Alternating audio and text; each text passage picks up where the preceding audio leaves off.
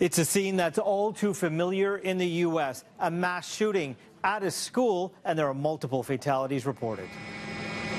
A single file line of terrified students unzipping their backpacks to be searched outside, while an active shooter wreaks havoc inside their school.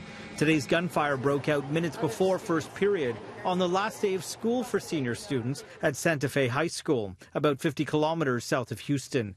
Witnesses reported hearing multiple pops before the fire alarm went off, but had no idea of the danger they were in at the time.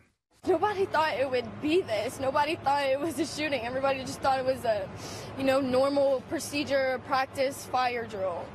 And next thing you know, we just hear 3 gunshots, loud explosions, and all the teachers are telling us to run, run, go, run. And that's when I called my mom. They heard 3 shots, and then Mr. Vaughn said to run, so everybody took off. I grabbed her, I ran to the tree line, and then I called my mom, and I heard 4 more shots. The shooter is in custody and has been identified as 17-year-old student Dimitrios Pagurtsis. Police also questioning another male student as a person of interest in the attack.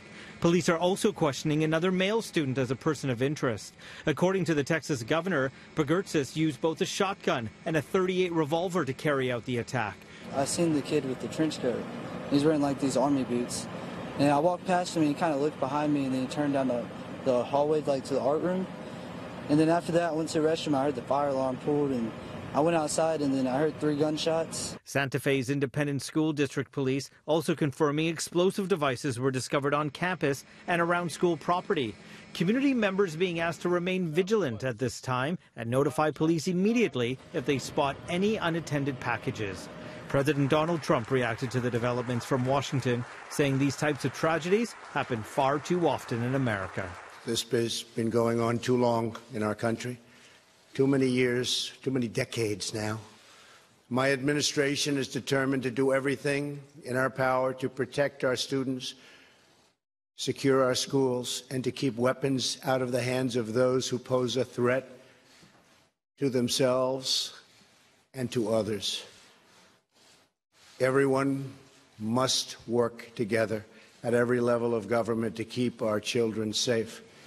Today's events mark the 22nd school shooting in the U.S. since the beginning of the year. Many of the dead are believed to be students. Investigators have already made some chilling parallels between what happened at Santa Fe High and the mass shooting at Stoneman Douglas High School, which claimed the lives of 14 students on Valentine's Day in Parkland, Florida. Among the starkest similarities is the thousands of students thinking they were going through a routine fire drill instead of being urged to hide or flee from an active gunman at their school. Law enforcement is currently looking into any social media rants the suspect may have made before the shooting. And they already found this on his Facebook page, a custom T-shirt emblazoned with the words, "Born to Kill." In a separate post on that same day, April 30th, Pagurtsis posted several images of a black duster jacket with Nazi, communist, fascist, and religious symbols. Students involved in the Parkland shooting who are advocating for tougher gun controls, as well as those behind the March for Our Lives movement, taking to social media after this tragedy, saying things like this: "We urge those reading this not to sweep it under the rug and forget. This is not the price of our freedom." Let's go to Emma Gonzalez, who was a student at Parkland. She writes, "You deserve more than thoughts and prayers, and after supporting us by walking out, we will be there to support you by raising up your voices."